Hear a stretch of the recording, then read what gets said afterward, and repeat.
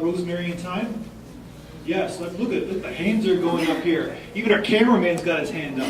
Okay, the two good things I have to say is, first of all, super cute overload, that little mouse that was going crazy. It's so cute. The movie at the very beginning, the opening credits leading through London was just wonderful. You can always win me over with something that is a Twilight Zone type story.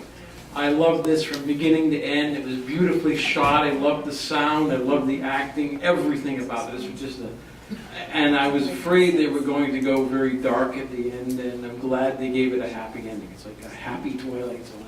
I loved it. I don't know, it's like this, I got a little teary-eyed here. This is, maybe I'm a sucker for romance. You'd have someone fix it. Dishwasher. Ain't one if you haven't noticed. Busy, were you? Hello. We off on one again. You're going to spend the rest of your life just cleaning it. I do so look forward to these intimate moments. You want some? Didn't think much of you, did he? Leaving you with just that?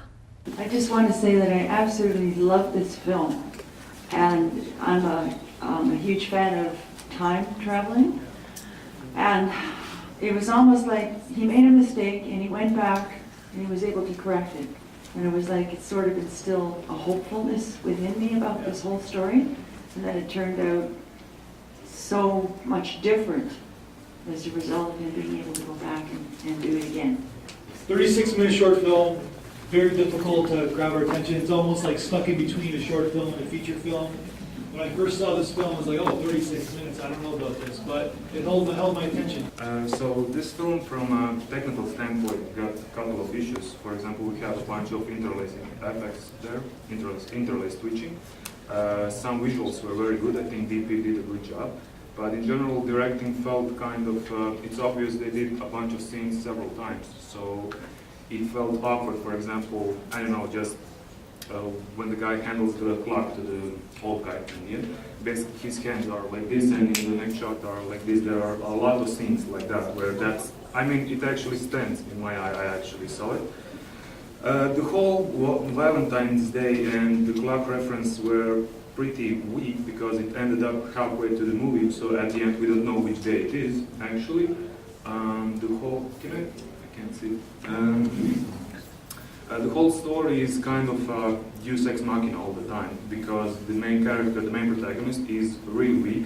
Everything just happens to him. The whole travel through time thing and everything, it just occurs to him. He doesn't actually he hasn't done any single action because of we don't know what does he want, what are his goals and stuff like that. So just to keep this short, I think the end of the movie could actually be the part where he reunited with his wife and the child. That was actually really good, but it looked like the writer and director actually thought I could add some of the story more, and actually if you just take that last chunk of the movie out, actually this movie functions as well. The whole thing, we'll just got to stop you there because we want to get to other moderation. Thank you very much for your comments. That's what this event is all about. It's like, so everything's subjective. First lady didn't like it that much, you didn't like it that much, but I bet you there's at least 50 people here who disagree with what you have to say. And it's all about being emotionally involved. Like, I don't want to talk too much, but you're talking about continuity errors in the beginning, about like, say the glass is half full, the next shot's full. You only notice every movie's got 100 continuity errors, guaranteed. But if you're not emotionally involved in the film, you can you'll basically see the continuity errors, right? As an individual moviegoer. Because when you're an editor, when you're making a film, you're cutting from emotion.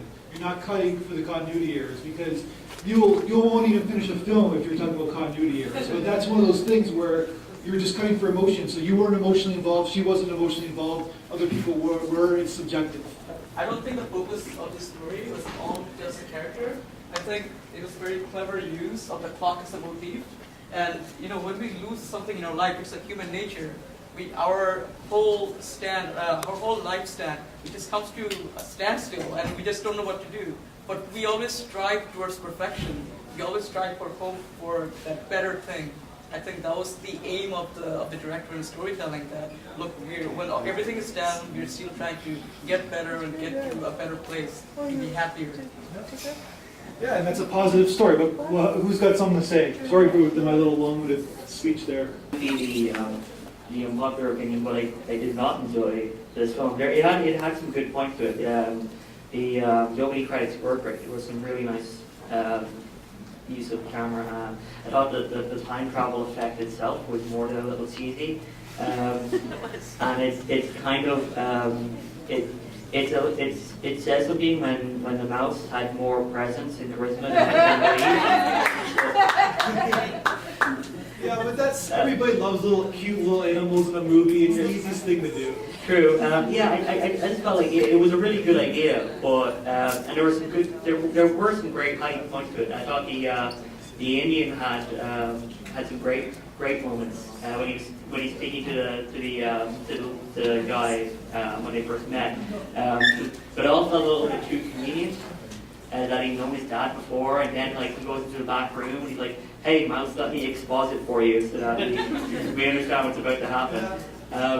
You know, you're right there. It was classic exposition, talking to the mouse. Yeah, you know, all in all, it had its great points, but I don't think I'll be rushing to see it again. So, what I really like, my interpretation at the end of the movie, was that first it was surprising to see there was the same girl that was named Mary, and I thought that that's because he or we fall in love with the same person over and over, regardless of what it looks like. It's always the same one.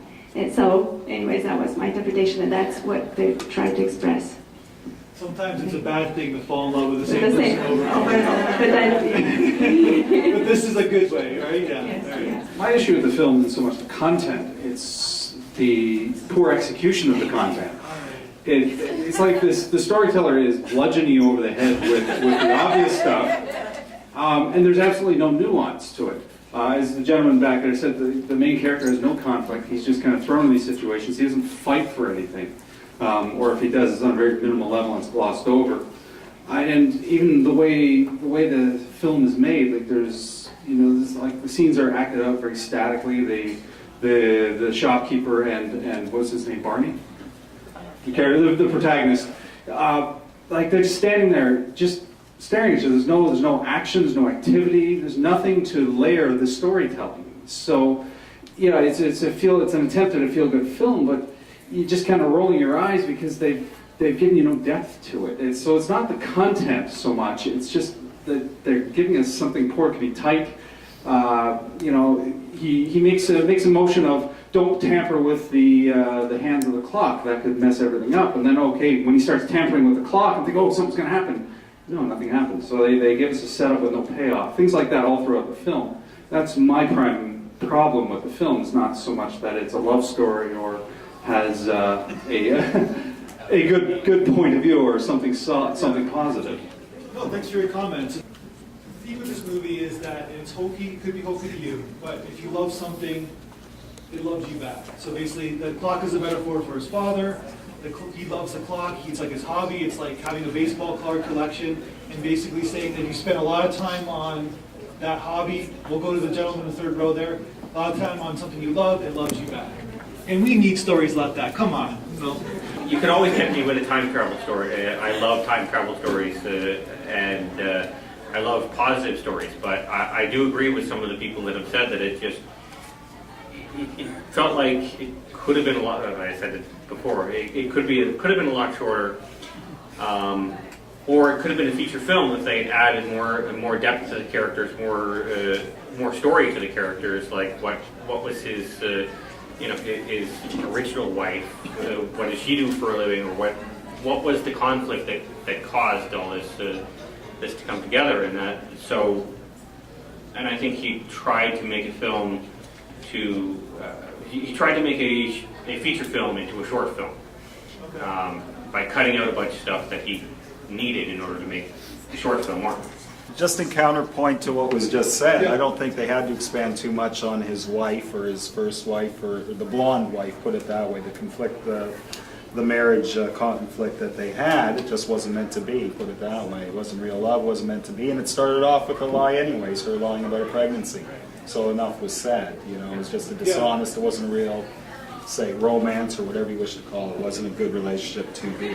That all the people here that perhaps didn't like this movie might be better off going to documentaries, because I think you have to suspend belief a little bit for a movie like this, because it's all about imagination.